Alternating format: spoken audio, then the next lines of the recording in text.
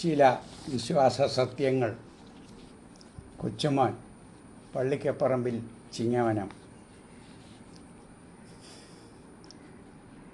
സങ്കീർത്തനം 51 പുതിയ നിയമ വീക്ഷണം.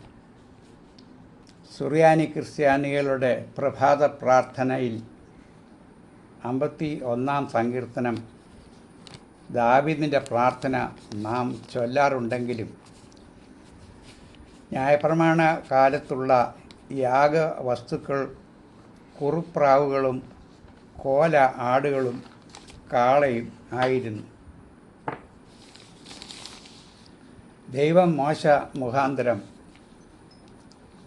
അന്ന് പാപമോചനത്തിന് യാഗം ഏർപ്പാടാക്കിയിരുന്നു.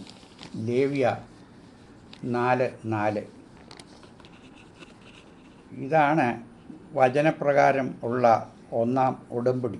എന്നാൽ മാനവരാശിയുടെ രക്ഷയ്ക്കുള്ള യേശുവിൻ്റെ സ്വർഗത്തിൽ നിന്ന് ഇറങ്ങി വന്ന ജീവനുള്ള ദൈവത്തിൻ്റെ കുഞ്ഞാട് ബലിയായി തീർന്ന് സ്ഥാപിച്ച പുതിയ നിയമ ഉടമ്പടി ആണ് രണ്ടാം ഉടമ്പടിയെന്ന് എബ്രായർ 8:7 പ്രതിപാദിച്ചിരിക്കുന്നത്.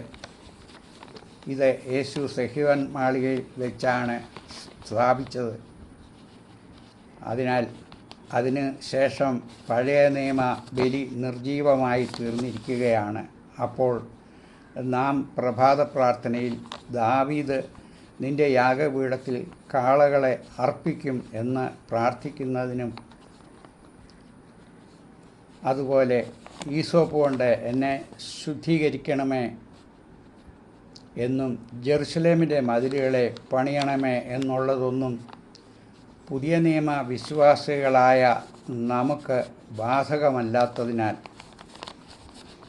അവയെ ഒഴിച്ച് ചില ഭേദഗതികൾ വരുത്തി നമുക്ക് പുതിയ രീതിയിൽ പ്രാർത്ഥന ഇപ്രകാരം പ്രാർത്ഥിക്കാം.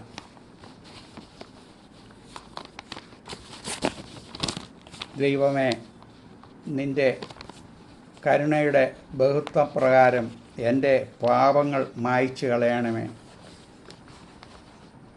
എന്നെ നന്നായി കഴുകി എൻ്റെ അകൃത്യം പോക്കണമേ. എൻ്റെ ലംഘനങ്ങൾ ഞാൻ അറിയുന്നു. എൻ്റെ പാപം എപ്പോഴും എൻ്റെ മുമ്പിൽ ഇരിക്കുന്നു. നിന്നോട് തന്നെ ഞാൻ പാപം ചെയ്തിരിക്കുന്നു. ഇതാ, ഞാൻ അകൃത്യത്തിൽ ഉരുവായി. ആദാമ്യ പാപത്തിൽ എൻ്റെ മാതാവ് എന്നെ ഗർഭം ധരിച്ചിരിക്കുന്നു. അന്തർഭാഗത്തെ സത്യമല്ലോ നീ ഇച്ഛിക്കുന്നത്. അന്തരംഗത്തിൽ എന്നെ ജ്ഞാനം ഗ്രഹിപ്പിക്കണമേ. ഞാൻ നിർമ്മലനാകേണ്ടതിന് നിൻ്റെ പരിശുദ്ധ കുർബാന കൊണ്ട് എന്നെ ശുദ്ധീകരിക്കണമേ. എൻ്റെ പാപങ്ങൾ കാണാതെ ഇരിപ്പാൻ നിൻ്റെ മുഖം മറയ്ക്കണമേ.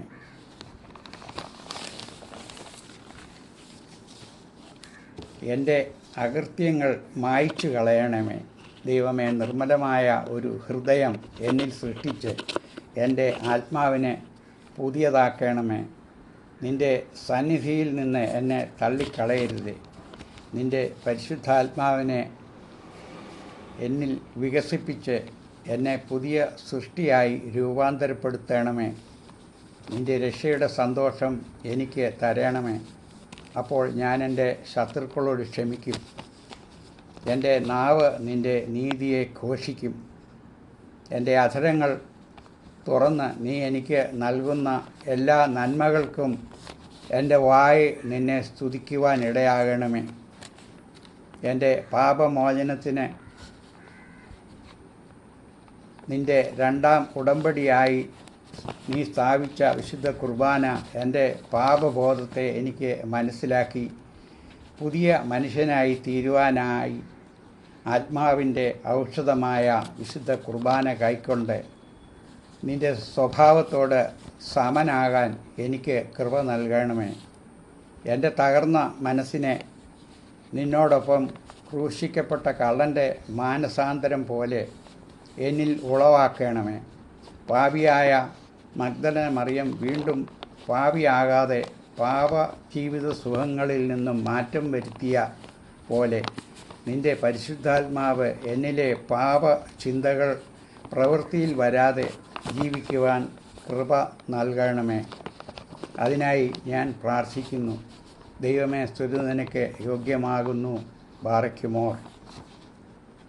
അടുത്തത്, നമ്മുടെ സുറിയാനി ക്രിസ്ത്യാനികളുടെ പ്രഭാത പ്രാർത്ഥനയിൽ ഉറക്കമില്ലാത്ത ഉണർവുള്ളവനായ കർത്താവേ എന്ന് നാം പ്രാർത്ഥിക്കുന്നതിൻ്റെ അർത്ഥം ദൈവം പാപമില്ലാത്ത ഉണർവുള്ള അവസ്ഥയിൽ ഇരിക്കുന്നു. നാം പാപത്തിൻ്റെ ഉറക്ക അവസ്ഥയിലും ആണ്. ചിലരുടെ ആസക്തി അവർക്ക് പാപത്തിന് അടിമത്വമാകുന്നു. ദൈവത്തിൻ്റെ ഉണർവുള്ള അവസ്ഥയിൽ ആയിരിക്കുന്ന പ്രകാരം നാമും പാപത്തിൻ്റെ ഉറങ്ങുന്ന അവസ്ഥയിൽ നിന്നും സുബോധത്തിൽ ദൈവത്തിൻ്റെ ഉണർവ് നമ്മിൽ ഉണ്ടാകാനുള്ള മരുന്നാണ് യേശു സ്ഥാപിച്ച രണ്ടാം ഉടമ്പടി.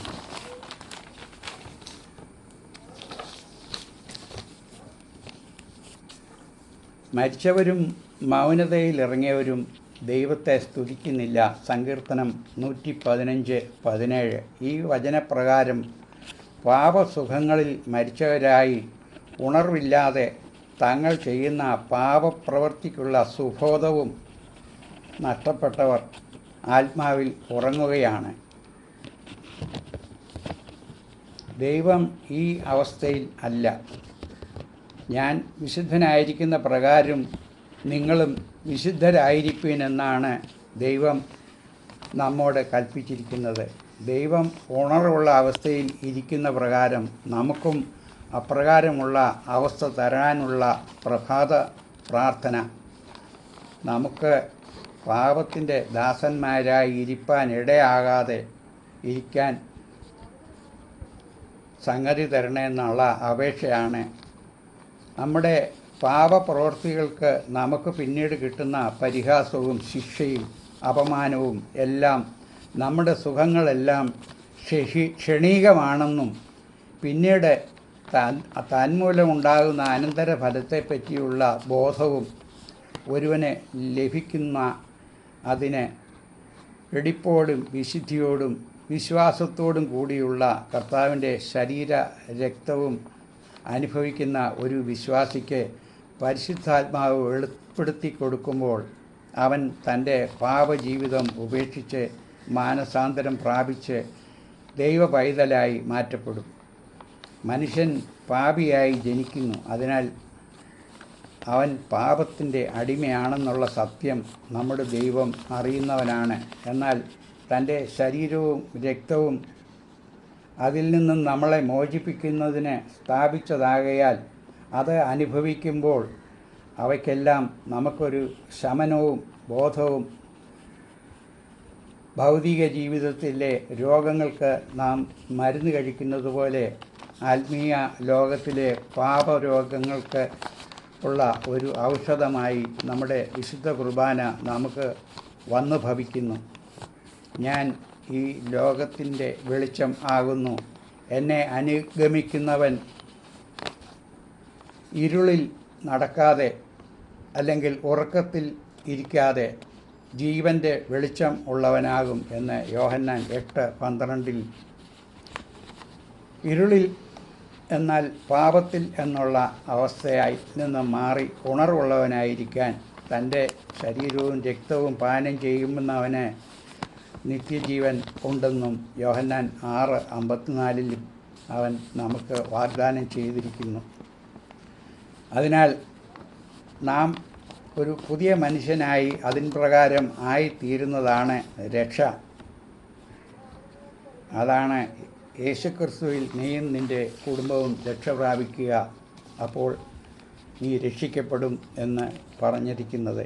അപ്പോൾ നാം സത്യം അറിയുകയും സത്യം നിങ്ങളെ സ്വതന്ത്രരാക്കുകയും യോഹന്നാൻ 8:32 അപ്രകാരം നാം യേശുവിൻ്റെ ഭാവമായ ശത്രുവിനെ സ്നേഹിക്കുന്നവരായി മാറുകയും എന്ന സത്യം നിങ്ങളെ പാപജീവിതം ഉപേക്ഷിച്ച് ദൈവമക്കളാക്കി മാറ്റും.